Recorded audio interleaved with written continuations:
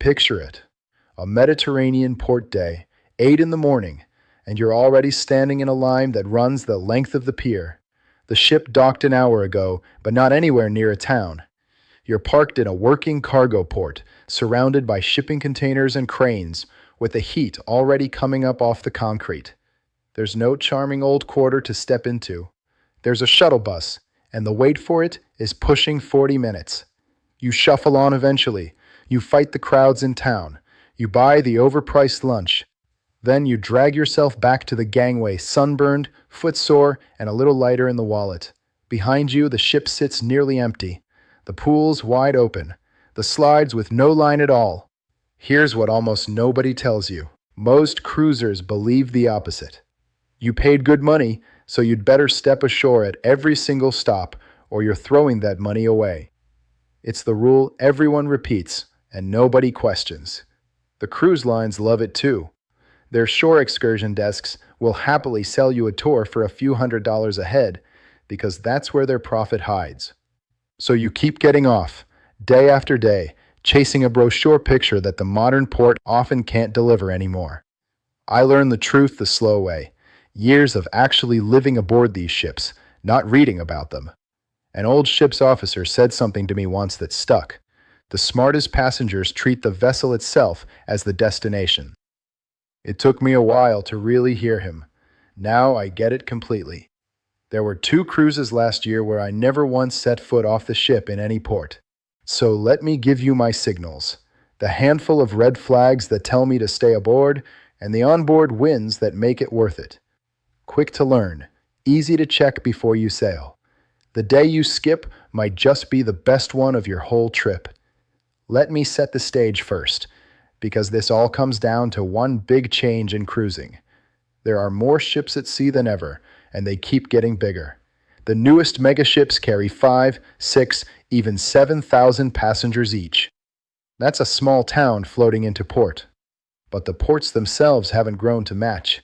Same harbors, same narrow old streets, same handful of sites. Just far more people pouring into them all at once. The old advice to step ashore everywhere was written for a different era of cruising. Smaller ships, quieter docks. That world is mostly gone now. So I watch for signals. The first set tells me a port is one to skip. Number 1. I never assume a place is safe just because my ship stops there. A cruise line schedules ports for business reasons, not because someone checked the crime map for you that morning. As tourism has grown in some spots, so has the crime that follows money around. Well-dressed passengers stepping off a ship look like easy pickings. So before every trip, I look up the official government travel advice for each stop.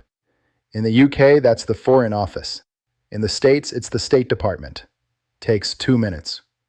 On a recent Caribbean sailing, a port I'd always felt easy in had a fresh warning posted because there'd been a violent, gang-linked incident close to where we dock.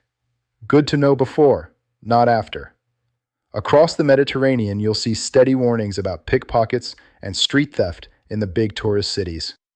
If a place looks risky, or there's word of locals hassling visitors, I stay put. Number 2. The port is a trap of distance and cost. Here's what most first-timers don't realize. A huge ship can't always tuck into a pretty harbor.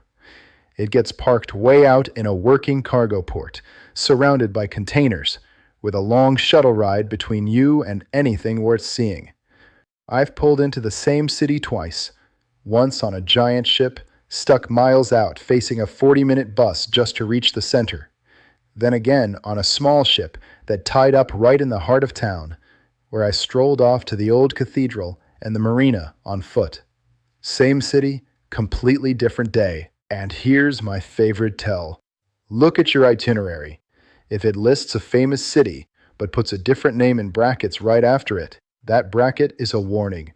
It means the ship docks nowhere near the city you're being sold. The real port is an hour, sometimes 2, from the sites. You're looking at a 7 to 10 hour excursion, a long bus each way, and a serious chunk of money, just to see the place for a couple of rushed hours. I always check where a ship actually docks before I decide.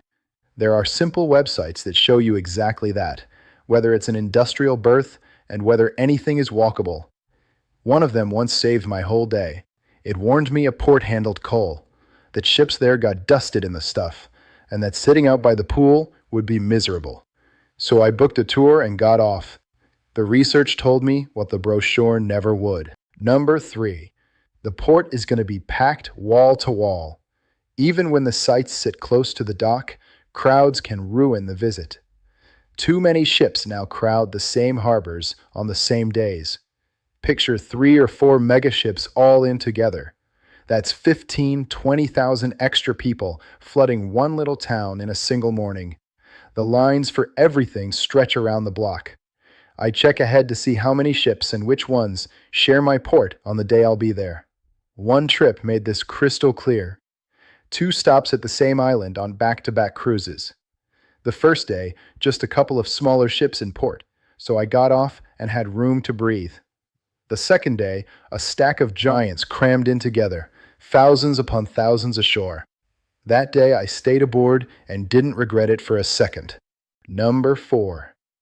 The locals would rather we didn't come. This one's newer, and it's growing, mostly across Europe. Some towns have turned sharply against cruise crowds.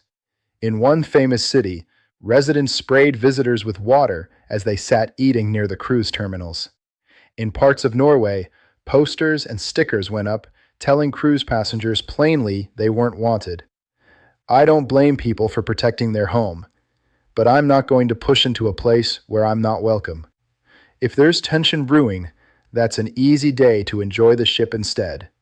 Now flip it around. Those are the reasons a port pushes me away. Here are the reasons the ship pulls me back. The first is money you've already spent. Cruise lines love selling extras now, and they aren't cheap. So I make sure I actually use them. I've booked a private shaded retreat for a whole sailing, and the best time to enjoy it is a port day, when half the ship has gone ashore and the place is yours. Same with a spa thermal sweep pass. I'll soak in peace while everyone else is fighting crowds in town. Then there are the bundle deals, the ones folding in drinks, Wi-Fi, and dining. If you're off the ship every single day, you're pouring that value down the drain. I don't even drink alcohol, and I still get my money's worth from a drinks package through coffees, juices, and sodas. Off the ship, every bite and every cup costs you again, even on the private islands. On board, it's already paid for, and the Wi-Fi runs faster when the crowds are gone, which is its own small luxury. The second is straight savings. Ships run their best deals on port days because they're trying to fill a quiet ship. The spa drops its prices and opens up the appointment times you actually want. The specialty restaurants cost less at lunch than at dinner, so you can try the fancy place for a fraction. And every day you skip a tour, you keep the hundreds of dollars that excursion would have cost. That adds up fast over a week. The third reason is the best one. The ship becomes the trip. On a port day, the whole vessel empties out. No lines, no crowds, no waiting. You can finally do everything you never get to on the busy sea days.